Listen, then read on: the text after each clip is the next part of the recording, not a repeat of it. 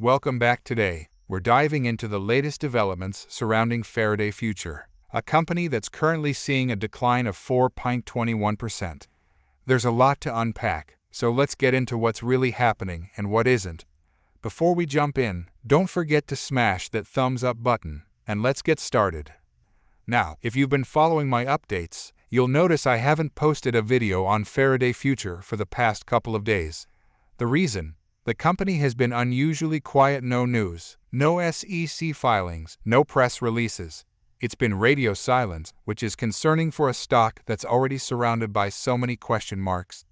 Faraday Future has been one of the most unpredictable stocks out there, and right now we're seeing two major issues that are stuck in a state of limbo. The first major issue is the ongoing uncertainty surrounding the reverse stock split. This process has been dragging on with no clear direction or announcement from the company.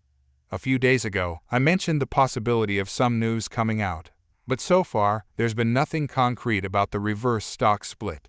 I've done several videos explaining my belief that Faraday needs to maintain a trading price above $1 for 20 consecutive trading days, which should have taken effect around August 5th. Well, today is the 9th. And that deadline has come and gone with no action from the company. If the Nasdaq enforces the 20-day rule, there's no room for negotiation. I've received comments asking whether Faraday could appeal to the Nasdaq, but the reality is that the Nasdaq doesn't care about Faraday's incompetence in handling this situation. If Faraday fails to comply, they'll receive a Form 25 and be delisted to the OTC market. As stated during the Investor Community Day, staying on the Nasdaq is crucial for liquidity purposes. If they drop to OTC, it could be the beginning of the end for Faraday Future. This brings us to today, which happens to be a Friday. As I've mentioned before, companies often release negative news on Fridays to minimize the impact on the market. If Faraday doesn't release any updates today, they're likely operating under the assumption that they have 10 days to comply with the Nasdaq requirements. Unfortunately, this assumption could lead to a major shock if they're wrong. In addition to the reverse stock split, there's the ongoing situation with the UAE deal, which Faraday has been pushing for some time, particularly through Omar. However, many of these scenarios haven't played out as expected. At this point, it's essential to trust management's decisions. After the shareholder meeting approved the reverse stock split and the increase in authorized shares, the ball is entirely in management's court. They have the power to either secure Faraday's future or lead it into further decline. The fact that there's been no announcement about the UAE deal or any bridging financing is concerning, especially given the critical timing of the reverse stock split.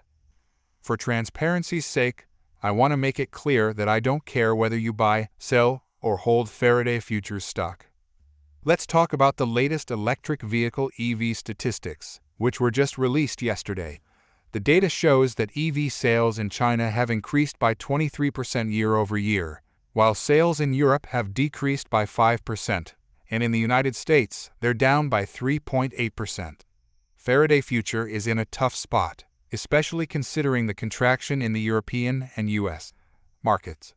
This is why I've been emphasizing the importance of Faraday pivoting to a lower-priced vehicle.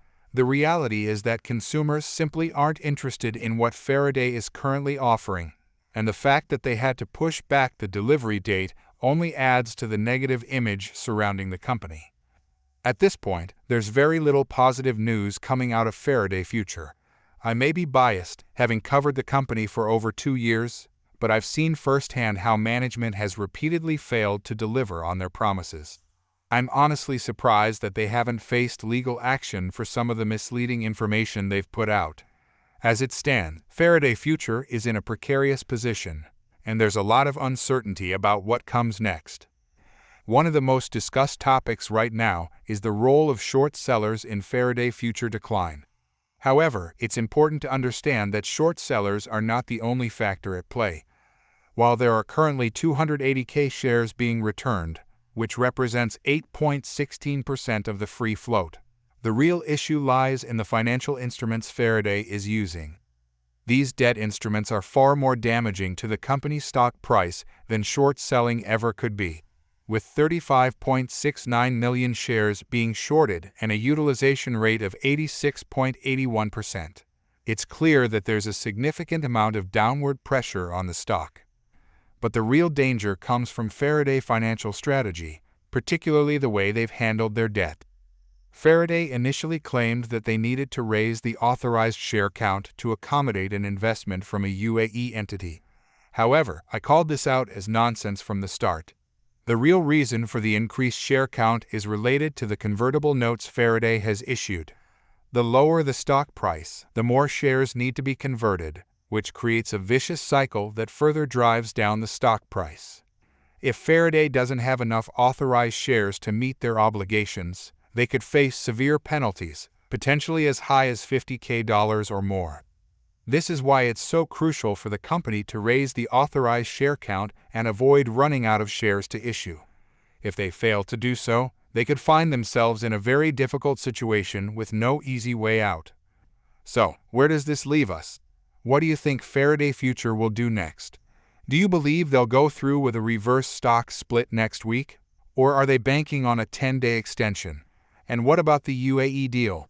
Is it still on the table, or is it just another broken promise from a company that has struggled to deliver on its commitments? I'd love to hear your thoughts, so be sure to leave a comment below.